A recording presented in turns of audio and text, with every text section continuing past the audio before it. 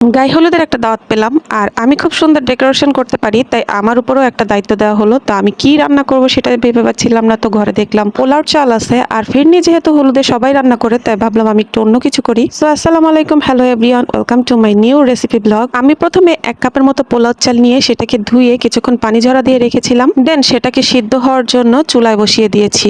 আর এই পোলাও চালটা আমি পুরোপুরি সিদ্ধ করব না, অনলি 90% সিদ্ধ করব, আর বাকি 10% আমি যখন চিনি দিয়ে রান্না করব তখন সিদ্ধ হয়ে যাবে। আমার ভাতটা 90% সিদ্ধ হয়ে গিয়েছে। এখন এটা আমি পানি ঝরা দিব। 90% সিদ্ধ হবে আপনারা কিভাবে বুঝবেন? দেখবেন ভাতটা সিদ্ধ হয়েছে বাট ভাতের মাঝখানে একটু দানা দানা দেখা যাচ্ছে সাদা সাদা, তখন বুঝবেন আপনার 90% সিদ্ধ হয়ে গিয়েছে। আমার ভাতটা ঠিক সেরকমই সিদ্ধ হয়েছে। এবার এই ভাতটাকে আমি একটু ছড়িয়ে ঠান্ডা করে নেব। পারলে আপনারা একটু ফ্রিজেও রেখে দিতে পারেন, তাতে ভাতটা ঝরঝরে হবে। এবার আমি একটি ফ্রাই প্যানে কিছুটা ঘি নিয়ে নিয়েছি। ট্রাই করবেন ঘি ইউজ করতে, তাহলে জর্দাটার ভিতরে একটা সুন্দর স্মেল আসে। এরপর আমি সিদ্ধ করে রাখা ঠান্ডা হওয়া সেই ভাতটা ঘিয়ের ভিতর দিয়ে ভালোভাবে ঘির সাথে মিক্সড করে নিচ্ছি। সাথে অ্যাড করে দিয়েছি 2 কাপের মতো চিনি। মিষ্টিটা আপনারা আপনাদের পছন্দ মতো ইউজ করেন। এবার এর মধ্যে কিছুটা গরম মশলা ইউজ করব, 2টা এলাচ আর অল্প একটু দারচিনি দিয়ে নিয়েছি। আর এখন ইউজ করব সামান্য জাফরান। দেখতেই পাচ্ছেন আমি 1 চিমটি জাফরান ইউজ করেছি এখানে। সামান্য 1 চিমটি জাফরানে কত সুন্দর কালার আসছে দেখেন। অলরেডি চিনিটা থেকে পানি গলতে শুরু করছে, আর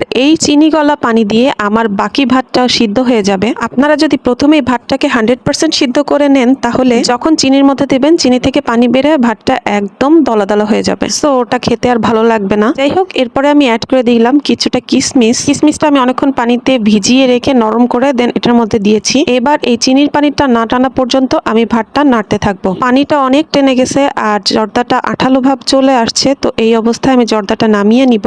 নামানোর আগে আমি কিছুটা বাদাম কুচি করে রেখেছিলাম, সেটাই জর্দার উপর থেকে ছড়িয়ে দিলাম। এবার একটা সার্ভিং ডিশে আমি জর্দাটা সার্ভ করব। জর্দাটা এভাবেই নেওয়া যেত, বাট যেহেতু একটা গায়ে হলুদের প্রোগ্রাম আছে, তো আমি ভাবলাম একটু ইউনিক কিছু করি যেটা গায়ে হলুদের সাথে যায়। তো আমি মনে মনে চিন্তা করে রেখেছিলাম আগে থেকে এটাকে আমি একটা মাছের শেপ দিব, কারণ হলুদে মাছের একটা তত্ত্বের ব্যাপার স্যাপার থাকে। সো মাছটা গায়ে হলুদের সাথে খুব ভালোই যাবে, তাই এটাকে গরম থাকতে থাকতে একটা মাছের শেপ দেওয়ার চেষ্টা করছি। ঠান্ডা হয়ে গেলে এটাকে আর শেপ দেওয়া যেত না। আর যেহেতু মাছ বানাবো, আমি এখানে একটা লম্বা সার্ভিং ডিশ চুজ করেছিলাম, যাতে মাছটা প্রপার ভাবে বানাতে পারি আর দেখতেও সুন্দর লাগে। ব্যাস, অনেকক্ষণ চেষ্টা করার পরে ফাইনালি আমার মাছটা রেডি হলো। কেমন হলো জানি না, আপনারা অবশ্যই জানাবেন। আর এখানে মাছের একটা চোখও দিয়ে দিলাম। এখানে চেরি দিয়ে চোখটা দিলে বেশি ভালো লাগতো, যেহেতু আমার কাছে চেরি ছিল না তাই আর দিতে পারলাম না। এবার আমি চারপাশটা একটু পরিষ্কার করে নিচ্ছি যাতে দেখতে অনেক ভালো লাগে। তো এই ছিল আমার একটা রান্নার রেসিপি, সাথে সাথে একটা গায়ে হলুদের ডেকোরেশন। কেমন লাগলো অবশ্যই জানাবেন। সবাই ভালো থাকবেন, আল্লাহ হাফেজ।